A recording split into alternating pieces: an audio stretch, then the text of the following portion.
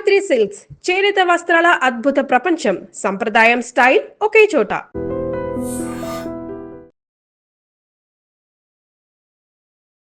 నక్సల్స్ ఉద్యమం అంటే మీ తరంలో తర్వాత కానీ మా తరం వరకు ఒక ఐడియాలజీలతో ప్రజల్లో చైతన్యం తీసుకురావాలి, ప్రజలకి హక్కులు తెలియాలనే ఉద్దేశంతో మీరు చేసిన కార్యక్రమాలు. కానీ ఇప్పుడు వస్తున్న జనరేషన్కి నక్సల్స్ అనగానే చేతులు తుపాకీ పట్టుకొని కాలుస్తారనేదే అని భావించే వాళ్ళకి మీరు ఇచ్చే సమాధానం ఏంటి? మేము ఎప్పుడు కూడా చేతిలోకి తుపాకీ తీసుకొని అంటే ఇప్పుడు ప్రజల పైన జనరేషన్ ఎక్కుపెట్టాలని. నక్సల్స్ అంటే తెలియట్లేదు కదా. అంటే ఇప్పుడు ప్రభుత్వానికి వ్యతిరేకంగా మేము ఒక లక్ష్యాన్ని రూపొందించుకున్నాం కాబట్టి ఆయుధాలు పట్టాల్సినటువంటి అవసరం ఏర్పడ్డది. ఆయుధం లేకుండా రక్షణ అనేటువంటిది ఉండదు అనేటువంటిది స్పష్టంగానే మేము అర్థం చేసుకున్నాం.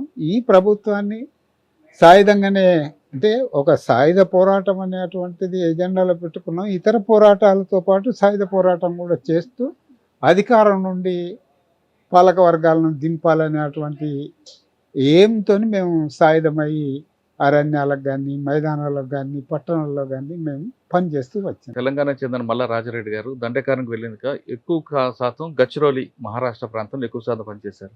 అప్పుడున్న పరిస్థితులు ఏంటంటే అప్పుడు గడుచురుల్లో ఉన్నటువంటి చాలా వెనకబాటు స్థితి ఉంది. తర్వాత కంపెనీలు, పేపర్ మిల్ కంపెనీ కావచ్చు, ఫారెస్ట్ డిపార్ట్మెంట్ కావచ్చు, రెవెన్యూ డిపార్ట్మెంట్ కావచ్చు, ఇవి చాలా విచ్చలవిడిగా దోసుకునేటువంటి స్థితి ఉండే. దానికి వ్యతిరేకంగా వాళ్ళను సంఘటితం చేయడం జరిగింది. ఇక ఆదివాసులు అంటేనే ఒక వ్యతిరేక భావంతో ఉన్నటువంటి అధికారులు లేదా బయటి జనాలు చూసేటువంటి విషయాన్ని సమగ్రంగా అర్థం చేస్తూ ఆ ప్రజలు కూడా పోరాట రంగంలోకి రాగలుగుతారనేటువంటి స్పష్టతను ఈ సమాజం ముందు ఉంచగలిగింది. అయితే అట్లా 1/70 యాక్టులో భూములు కోల్పోయిన వారికి భూములు ఇవ్వడం, కార్పొరేషన్ కూలీలు పెంచడం, వెదురు కూలీలు పెంచడం, తేందుపత్త తెనుకాకల కూలీలు పెంచడం, ఇవన్నీ చేస్తూ క్లాస్ ఆర్గన్స్ను బిల్డ్ చేసి ఆర్పిసిలను అంటే రెవల్యూషనరీ పీపుల్స్ కౌన్సిల్స్ను ఏర్పాటు చేసి ఉద్యమాన్ని ముందుకు తీసుకుపోవడంలో మేము ఓ మేరకు సక్సెస్ అయినాం.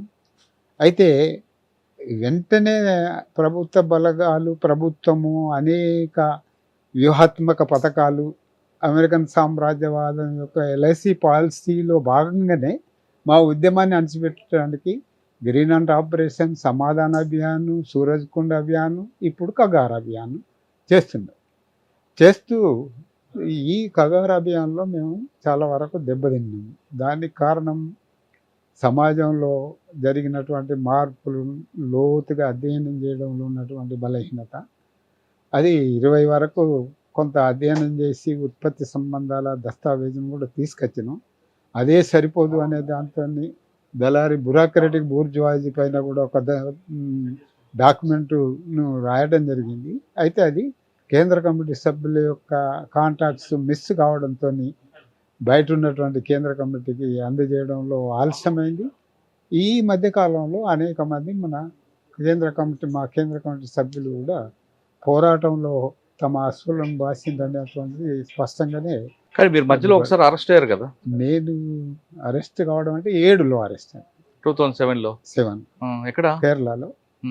కేరళలో ఏముంది కేసు? కేరళలో ఇప్పటికీ ఆ కేసు ఉందా లేదా నాకు తెలియదు. కేరళలో ఏదో ఒకటి కుట్ర కేసు పెట్టిండ్రు, 120B యాక్ట్ మీద పెట్టిండ్రు అనేటువంటి తెలిసింది. ఇప్పుడు కేరళలో ఉన్నటువంటి ప్రవీణ్ అనే కామ్రేడ్ మీద ఆ కేసు నడుస్తున్నది. అయితే ఆ కేసు నా మిస్సెస్ మీద కూడా పెట్టిండ్రు. అది నడిచింది. ఆమె బెయిల్ మీద వచ్చి ఈ మధ్యకాలంలో చనిపోయింది అనేటువంటిది నేను ఇక్కడికి వచ్చిన తర్వాతనే తెలిసింది. 10వ తారీఖు నాడు పేపర్లో రావడం జరిగింది, చూసిన నేను. అయితే అనారోగ్యానికి గురై ఆమె చనిపోయింది. అయితే కేరళలో కేసు ఉంది. కేరళలో అంటే మొత్తంగా సౌత్ వెస్ట్ ఆర్బీని గైడ్ చేయడానికి నాకు అక్కడ బాధ్యతలు ఇచ్చారు కాబట్టి నేను కేరళకు పోయినా. కేరళకు పోవాల్సిన అవసరం లేదు. నేను 2 మాసాలు తక్కువ 2 సంవత్సరాలు ఉంది. 2 సంవత్సరాల తర్వాత మల్లా రాజారెడ్డి గారికి బెయిల్ వచ్చింది. కేరళ నుండి డైరెక్ట్గా మీరు ఛత్తీస్గఢ్కు ఒక హెలికాప్టర్లో వెళ్ళారని వాస్తవం? ఇప్పుడు అందరూ ఎవరైతే తీసుకెళ్ళారో వాళ్ళే చెప్పిన తర్వాత నేను దాన్ని చెప్పకుండా ఉండాల్సిన అవసరమేం లేదు. వాళ్ళ యొక్క అవసరాలు ఉండి వాళ్ళు అరేంజ్ చేసిండ్రు. కానీ మీరు ఏ కంపెనీ కోసం పోరాటం చేశారో జల్ జంగిల్ జమీన్ అని, ఆ కంపెనీ వాళ్ళే మీకు హెలికాప్టర్ పెట్టి డైరెక్ట్గా తీసుకెళ్ళడం, బహుశా మావోయిస్ట్ చరిత్రలోనే హెలికాప్టర్ ఎక్కే నక్సల్స్ మీరే అయి ఉండొచ్చు. నక్సల్స్ ఇది వరకు ఎక్కినరా లేదా అని నాకు తెలియదు. అయితే జల్ జంగల్ జమీన్ పెట్టాలనేటువంటి ఉద్దేశం అది పెట్టుబడిదారులకు అప్పచెప్పాలనేటువంటిది కాదు. నేను పార్టీ పర్మిషన్ ఇవ్వదు అని చెప్పింది.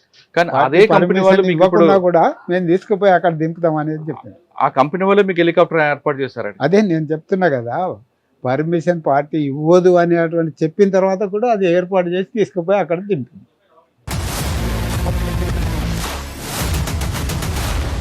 iDreams, this police diaries is something very, very valuable towards that.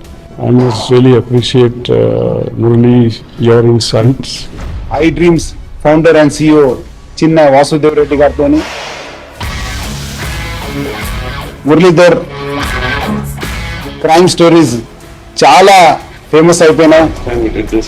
Gautam Savan garu and Satyanar sir. Well done. I congratulate him for doing so well, and I congratulate him his boss also. So well.